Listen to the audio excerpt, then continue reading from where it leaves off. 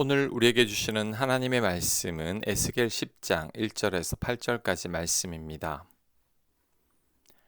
이 내가 보니 그룹들 머리 위 궁창에 남보석 같은 것이 나타났는데 그들 위에 보좌 형상이 있는 것 같더라. 하나님이 가는 배 옷을 입은 사람에게 말씀하여 이르시되 너는 그룹 밑에 있는 바퀴 사이로 들어가 그 속에서 숯불을 두 손에 가득히 움켜 가지고 성읍 위에 흩으라. 하심에 그가 내 목전에서 들어가더라. 그 사람이 들어갈 때에 그룹들은 성전 오른쪽에 서 있고 구름은 안뜰에 가득하며 여호와의 영광이 그룹에서 올라와 성전 문지방에 이르니 구름이 성전에 가득하며 여호와의 영화로운 광채가 뜰에 가득하였고 그룹들의 날개 소리는 바깥뜰까지 들리는데 전능하신 하나님이 말씀하시는 음성 같더라. 하나님이 가는 베옷을 입은 자에게 명령하시기를 바퀴 사이 곧 그룹들 사이에서 불을 가져가라 하셨으므로 그가 들어가 바퀴 옆에 섬에 그 그룹이 그룹들 사이에서 손을 내밀어 그 그룹들 사이에 있는 불을 집어 가는 베옷을 입은 자의 손에 주매 그가 받아 가지고 나가는데 그룹들의 날개 밑에 사람의 손 같은 것이 나타나더라. 아멘. 그룹들이 또 나타났습니다. 이 그룹들은 에스겔 1장에 나왔던 그룹들이죠. 에스겔이 그발 강가에서 보았던 그 그룹들입니다. 그 그룹 위 보좌에서 하나님의 음성이 들렸습니다.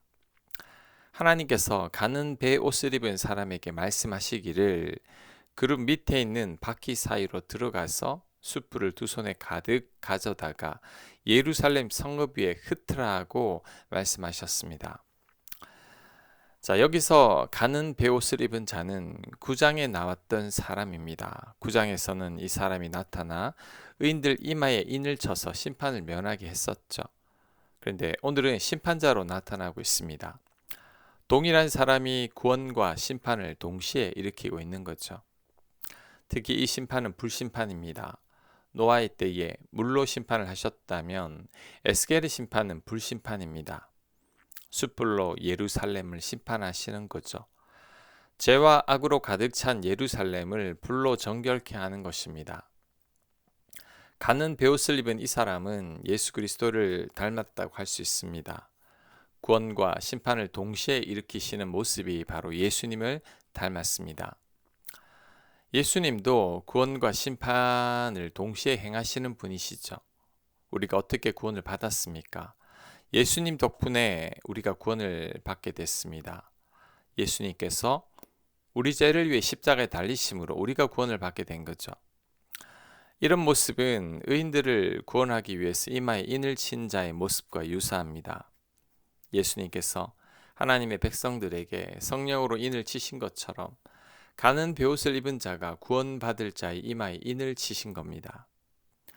또한 예수님은 심판자이시기도 하죠. 이 땅에 예수님께서 다시 오시는 날이 바로 심판의 날입니다. 우리가 구원받는 날이 바로 이 세상의 심판의 날입니다. 이처럼 오늘 본문에 나오는 가는 베옷을 입은 자도 심판자로 나타나고 있습니다. 그룹에서 나온 숯불로 예루살렘 성읍에 흩어서 불을 질러 버리는 거죠. 심판과 구원이 동시에 이루어지는 것이 바로 하나님의 정의이고 공의입니다. 심판만 이루어진다면 하나님은 엄하고 두려운 하나님이 됩니다. 반대로 구원만 있다면 인간들은 제멋대로 행할 것이며 교만이 극에 달할 겁니다. 하지만 구원과 심판이 동시에 있기에 하나님의 공의와 정의가 살아있음을 알게 되는 거죠. 따라서 인간들은 자신의 행동에 책임을 지게 된 겁니다. 어떤 선택을 하느냐에 따라서 삶이 달라질 수 있다는 것을 알게 된 거죠. 선한 행동에는 이마에 인이 쳐질 것이고 악한 행동에는 숯불로 심판받을 겁니다. 예수님을 받아들인 자에게는 구원의 인이 쳐질 것이고 거부한 자들에게는 숯불의 심판이 있을 것입니다. 우리들은 예수님의 구원만 생각할 것이 아니라 예수님의 심판도 생각해야 합니다. 우리를 사랑하사 우리 죄를 위해 십자가에 달리신 예수님이시지만 죄와 악에 대해서는 단호하게 심판하시는 예수님이십니다. 이런 예수님의 두 가지 측면을 다 생각할 때 우리에게 주어진 자유로 육체의 기회를 삼지 않을 겁니다. 방종의 삶을 거절하게 될 것입니다. 자, 그 다음 한 가지 더 살펴볼 것은 성전에 가득한 하나님의 임재와 영광입니다. 어제까지만 하더라도 성전 내부 벽에 더러운 짐승과 우상의 형상이 가득했습니다. 그런데 그 성전에 하나님께서 임하시니 하나님의 영광이 충만하게 된 거죠. 이를 볼 때 죄악이 가득한 곳에도 하나님께서 임재하시면 하나님의 영광이 드러나게 된다는 것을 알 수 있습니다. 그렇다면 우리 가운데도 이런 하나님의 영광이 임하여야 합니다. 사실 우리들의 속마음은 성전의 내부 벽의 우상들처럼 악하고 더러운 것들이 가득합니다. 하지만 그럼에도 불구하고 하나님께서 은혜를 베푸셨다는 거죠. 예수님의 십자가 사랑이 바로 그 은혜입니다. 예수님의 십자가 사랑은 죄가 없는 곳에 임한 게 아닙니다. 거룩하고 경건한 자들에게만 임한 게 아니죠. 오히려 그 반대로 죄가 많고 악이 창궐한 곳에 은혜가 더 크게 임했습니다. 죄가 많은 곳에 은혜가 더 넘쳤던 거죠. 로마서 5장 20절입니다. 죄가 더한 곳에 은혜가 더욱 넘쳤나니 아멘. 죄가 더한 곳에 은혜가 더욱 넘쳤습니다. 그래서 예수님은 창기와 죄인들의 친구라는 소리를 듣기까지 하셨던 거죠. 낮고 천한 자리에 예수님께서 임하셨기 때문입니다.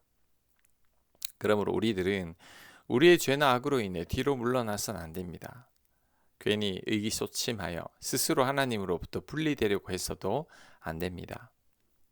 우리들은 예수님의 십자가 사랑을 더 의지해야 합니다. 부족하고 자격 없는 우리들이지만 전적인 하나님의 은혜로 하나님의 자녀가 된 것을 기억해야 합니다. 제만 우리들을 위해서 대신 죽기까지 하신 예수님의 십자가 사랑을 의지하여 담대하게 하나님 앞에 나아가야 합니다.